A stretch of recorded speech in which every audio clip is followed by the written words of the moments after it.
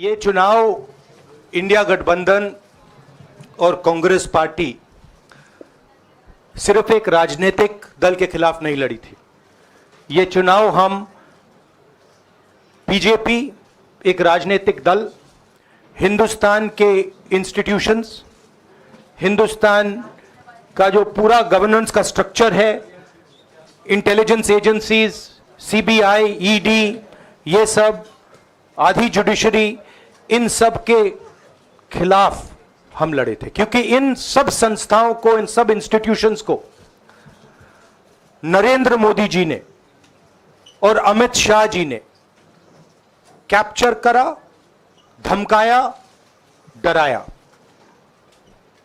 Press की तो मैं बात करता रहता हूं, आपको मतलब काफी बार कहा है कि आपका भी रोल रहना चाहिए, और उस रोल को काफी लोगों ने किया, काफी लोगों ने खुल के किया, काफी लोगों ने छुप के किया,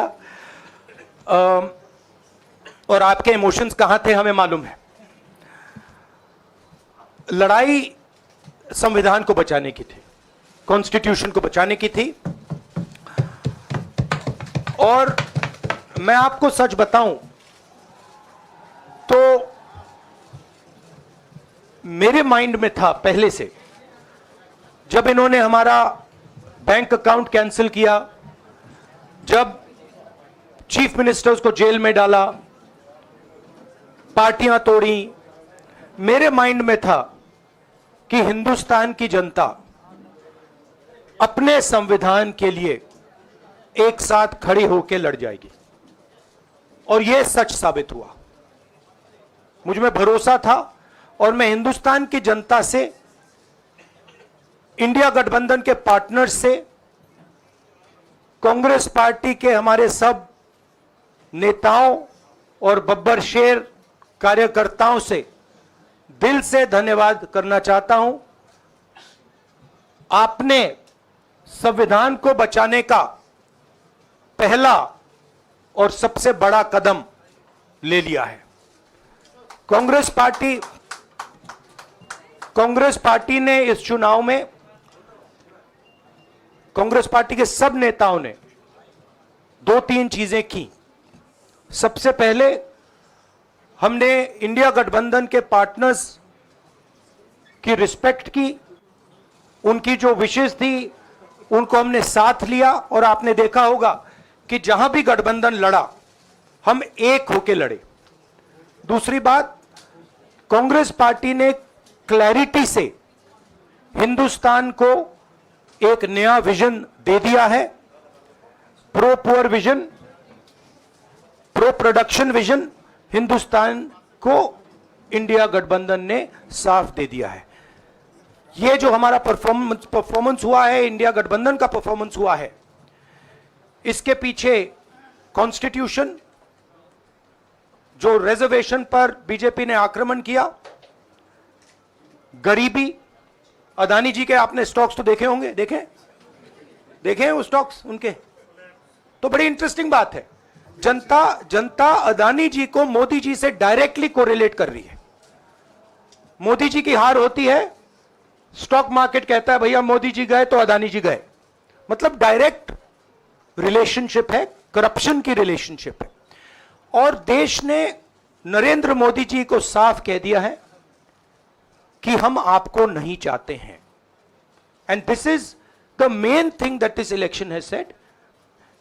the country has unanimously and clearly stated, we do not want Mr. Narendra Modi and Mr. Amit Shah to be involved in the running of this country. We do not like the way they have run this country. We do not appreciate the way they have attacked the constitution. We do not appreciate the way they have run this country for the last 10 years. So that is a huge message to Mr. Narendra Modi. I'd like to thank everybody who has participated in this election. I am extremely proud of the people of India. I am extremely proud of the people who have resisted this onslaught on the constitution. और अंत में मैं आपको कह दूं कि इसको बचाने का काम हिंदुस्तान के सबसे गरीब लोगों ने किया है।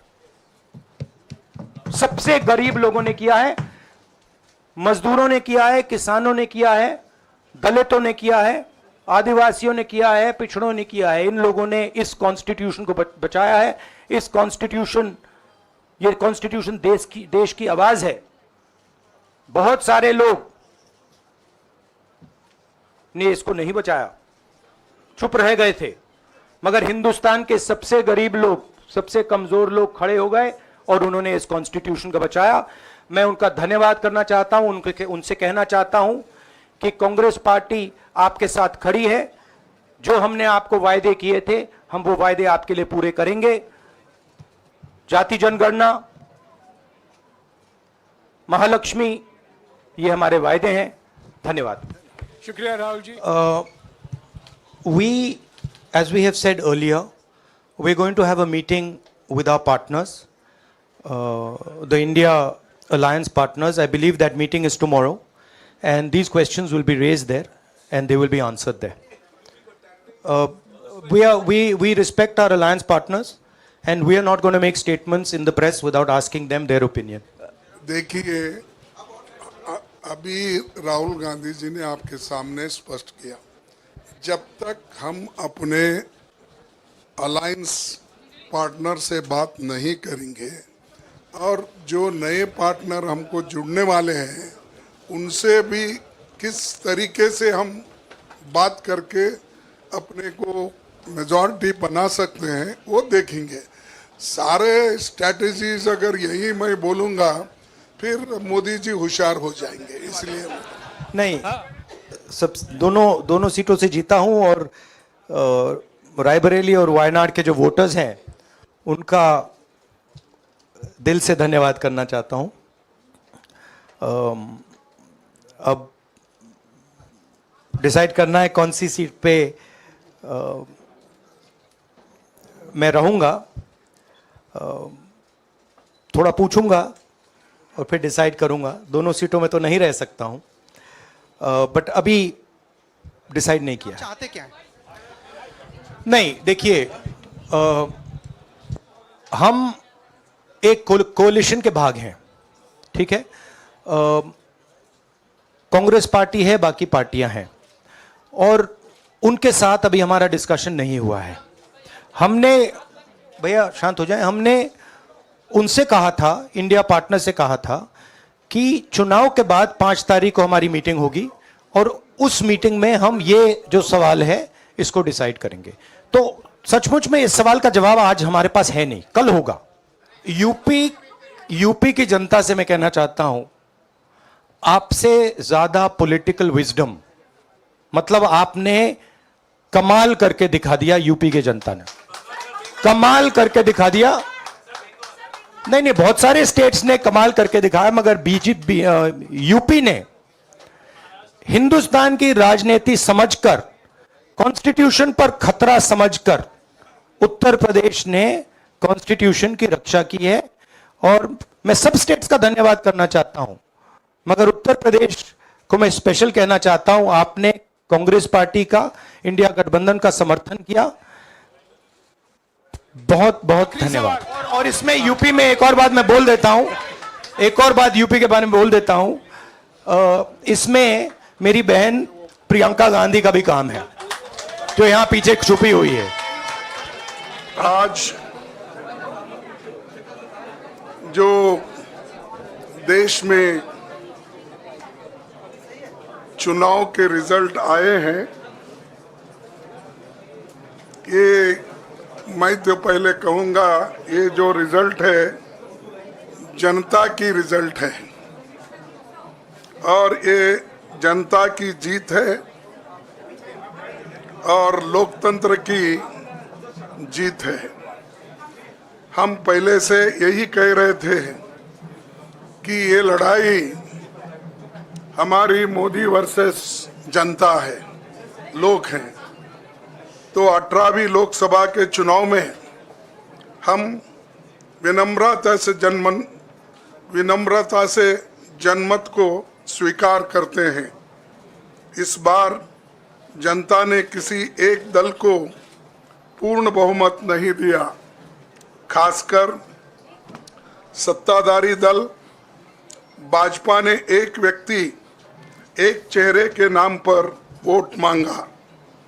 अब ये स्पष्ट हो गया है कि ये मैंडेट मोदी जी के खिलाफ गया है।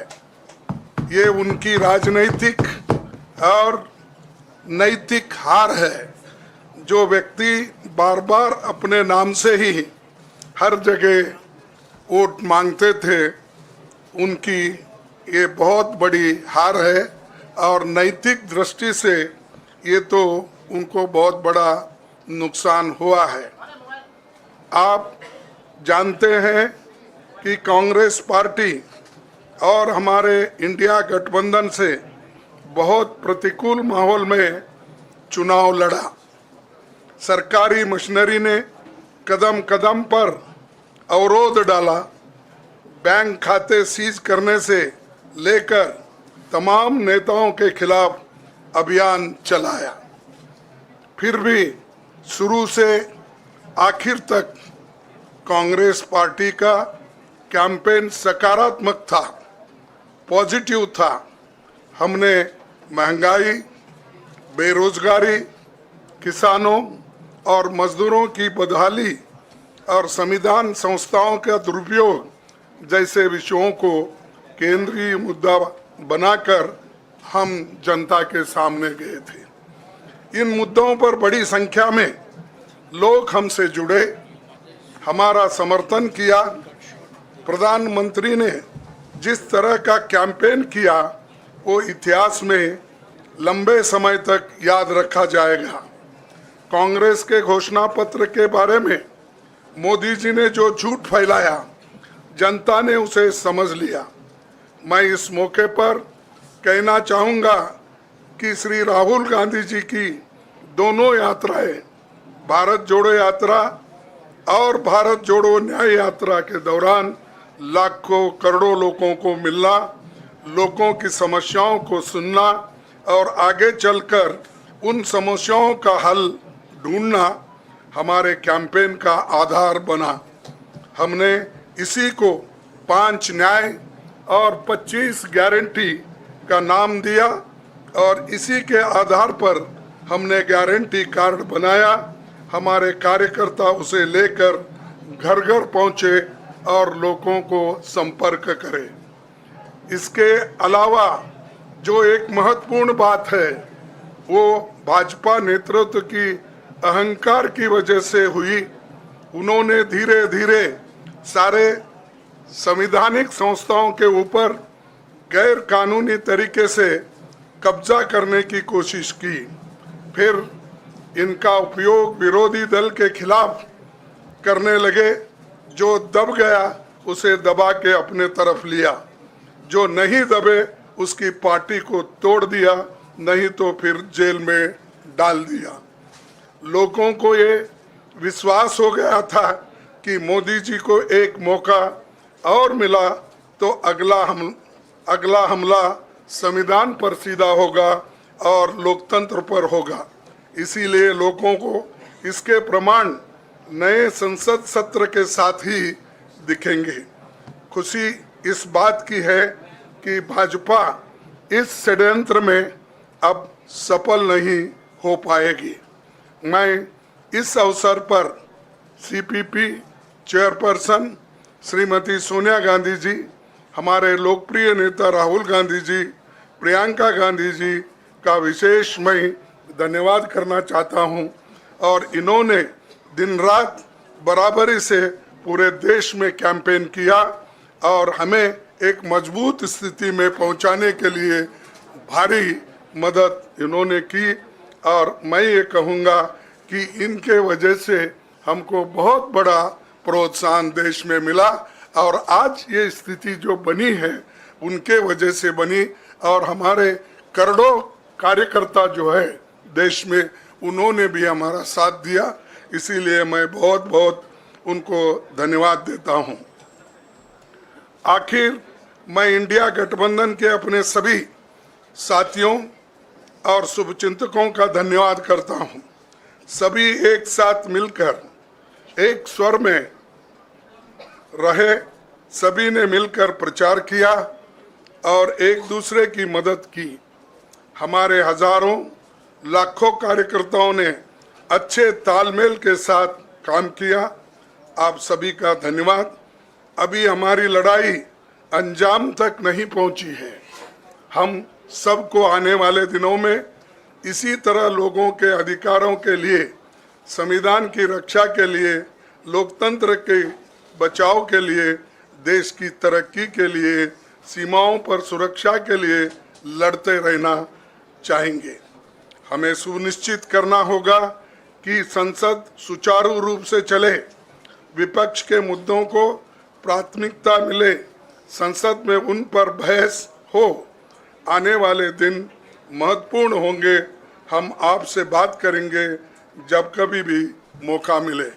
आप सभी को मेरा धन्यवाद और आपका साथ भी हमको रहा और हमने चुनाव में भी जहाँ जहाँ हमको जितना हो सकता है वो साथ आपने दिया। इसलिए आप सभी को भी मैं धन्यवाद करता हूँ और सभी को नमस्कार।